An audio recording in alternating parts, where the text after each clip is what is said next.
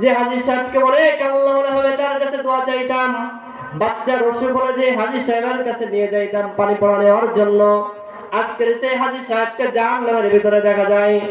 জান্নাতি ওই মানুষগুলো এমন প্রিয় মানুষগুলোকে যখন জাহান্নামের ভিতরে দেখতে পাইবে, যাদেরকে তারা ভালো বলে জানতো, যাদেরকে তারা ভালো বলে সম্মান করত, ওই মানুষগুলোকে যখন জাহান্নামের ভিতরে দেখবে, ওরা তখন জিজ্ঞাসা করবে, চাচা মা সালাকাকুম ফি সাকর, তোমাকে তো আমরা ভালোই জানতাম, তুমি তো 5 ওয়াক্ত সালাত ইমাম সাহেবের পিছনে দাঁড়িয়ে দাঁড়িয়ে আদায় করতে, রাতের বেলা কিয়ামুল লাইলের নামাজ তুমি আদায় করতে, তোমার সব ভালো কাজগুলো আমরা করতে দেখতাম।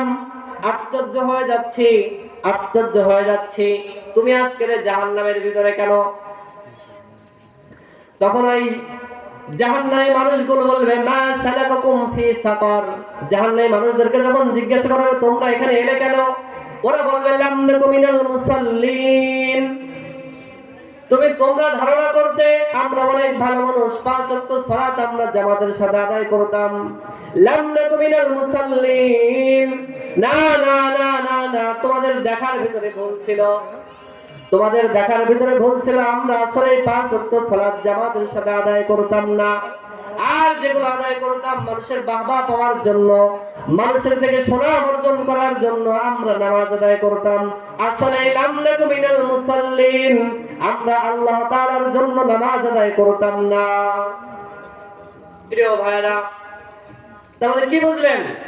জাহান্নামীদেরকে যে জিজ্ঞাসা করা হবে, ও চাচা তোমাকে তো ভালো মনে করতাম, এলাকার তো সম্মানিত মানুষ তোমাকে মনে করতাম, কি ব্যাপার জাহান্নামে কেন? তার প্রথম জবাব হচ্ছে লাম নাকু মিনাল মুসাল্লিন, আমরা নামাজি ছিলাম না ভাই। যে নামাজগুলো আমরা আদায় করতাম, আমরা মানুষের সুনাম অর্জন করার জন্য আদায় করতাম, মানুষ আমাদেরকে ভালো বলবে এজন্যই আমরা এভাবে নামাজ আদায় করতাম। আসলে আল্লাহ তাআলার জন্য আমরা আমাদের সালাত আদায় করতাম না, 1 ওয়াক্ত আদায় করতাম, 2 ওয়াক্ত আদায় করতাম না। যখন ভালো লাগতো তখন আদায় করতাম, যখন আমাদের নামাজে অলসতা লাগতো তখন আমরা নিশ্চিন্ত মনে আবার আমাদের কাজে আমরা মত্ত হয়ে পড়তাম, নামাজ আদায় করতাম না। তো এই নামাজ না আদায় করার জন্য মানুষদেরকে জাহান্নামে যেতে হবে।